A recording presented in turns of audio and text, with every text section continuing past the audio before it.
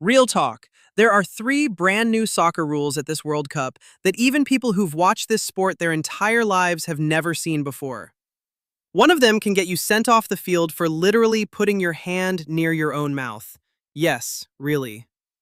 Another one quietly kills a scam that's been running in professional soccer for years, right under everyone's nose. And the third one gives instant replay a brand new job it never had before. By the end of this video, you'll know exactly why these rules exist, what specific incidents triggered them, and which one referees are already calling out as a mistake before the tournament's even over. Let's get into it. Rule 1. The mouth cover red card. If a player covers their mouth with their hand, their arm, or even their own jersey while arguing with an opponent, that's an automatic red card. Straight off the pitch. No warning, no second chance. Sounds completely random, right? In theory, why would covering your mouth matter at all in a sport about kicking a ball into a net? In practice, this rule exists because of one specific, ugly incident that happened earlier this season, and it's worth knowing the actual story behind it.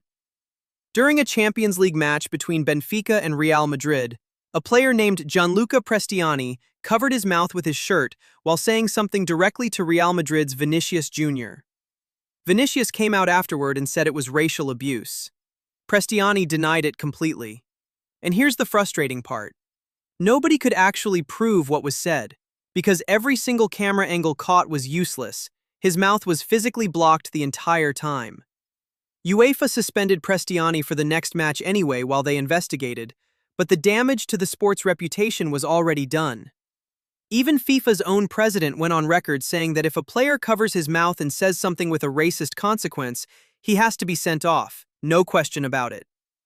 Here's where it gets interesting.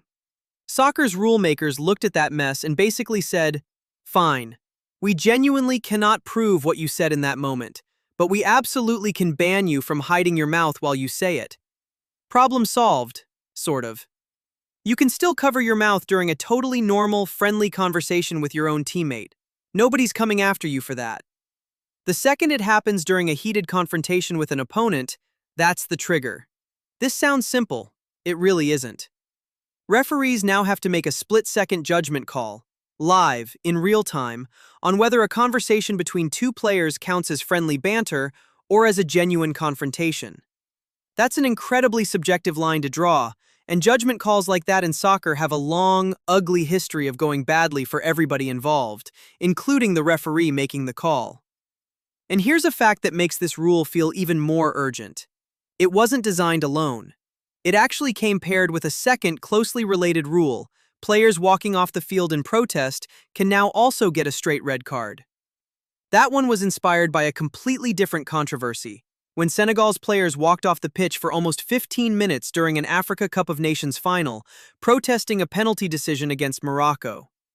Senegal actually won that match on the field, but the protest was so disruptive that the title got stripped from them afterward and handed to Morocco instead, sparking a legal appeal that dragged on for months. So now, if a player storms off mid-match to protest a call, or if a coach tells the entire team to walk off, that's a red card. And if the team actually abandons the match completely, they forfeit the result outright.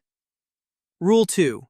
VAR can now save you from a bad corner kick decision. Quick refresher if you're new to this. A corner kick happens when the defending team is the last team to touch the ball before it goes out near their own goal line. Before this year, if the referee on the field got that specific call wrong, awarded a corner kick when it actually should have been a routine goal kick for the other team, that mistake just stood. Permanently. There was zero mechanism to fix it, no matter how obviously wrong it was. Now, VAR is officially allowed to step in and correct that exact mistake. But here's the catch, and this is the detail most quick explainers completely skip over. The fix only happens if it can be made immediately, without delaying the restart of play in any meaningful way. So to be clear, this isn't VAR pausing the entire match for 3 minutes while officials rewatch 6 different camera angles in slow motion.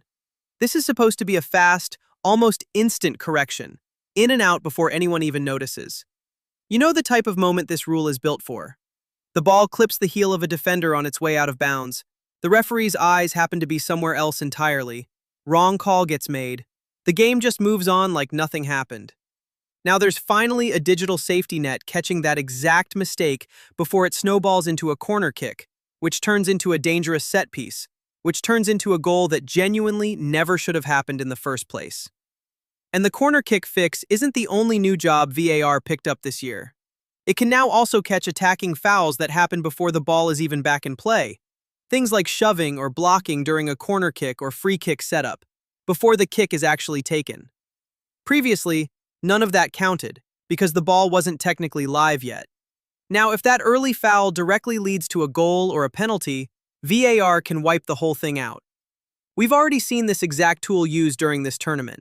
In one early match, the referee initially gave a player a yellow card for a foul, only for VAR to step in afterward and realize the wrong player had been carded entirely, a clean case of mistaken identity. The card got reissued to the correct player on review. Without this new power, that mistake would have just stayed on the wrong player's record for the rest of the tournament. Rule 3. And honestly, this one is long overdue. No more fake goalkeeper injuries. Here's the scam that's been quietly running in professional soccer for years. A goalkeeper suddenly goes down on the ground, clutching something, anything really, an ankle, a hamstring, his lower back, whatever sells the moment convincingly enough.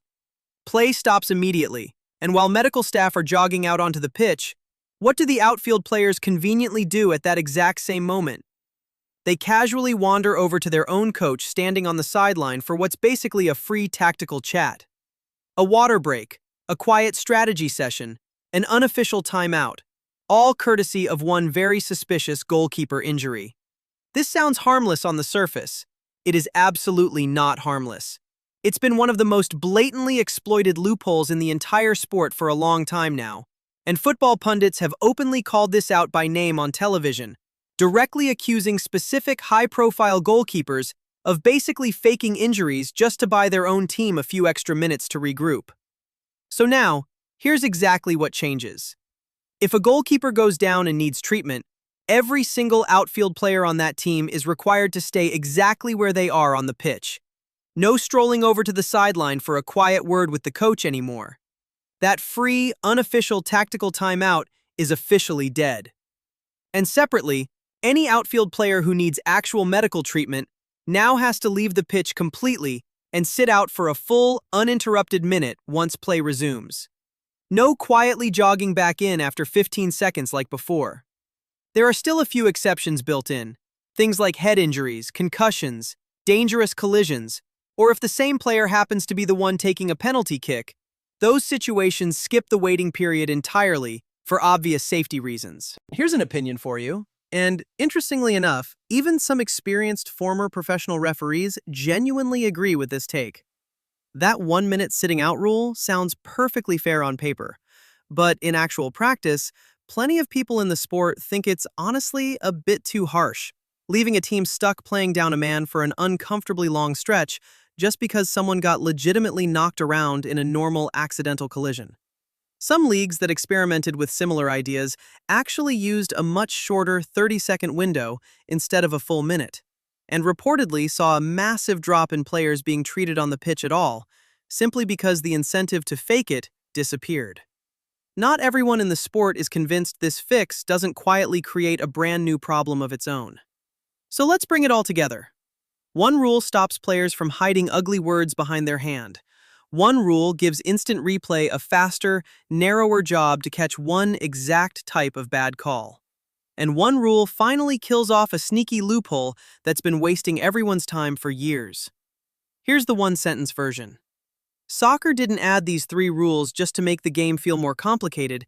It added them because real, documented incidents on real fields forced the people in charge to finally act. So here's the real question worth sitting with. Are these the kind of small fixes that quietly make a massive sport better over time? Or is soccer just one viral controversy away from adding a new bizarre rule every single year forever? Drop your honest take in the comments. I read every single one. And if these 3 rules finally made sense to you, subscribe, because there's a lot of soccer out there that still doesn't make sense to most people, and that's exactly what we're here to fix.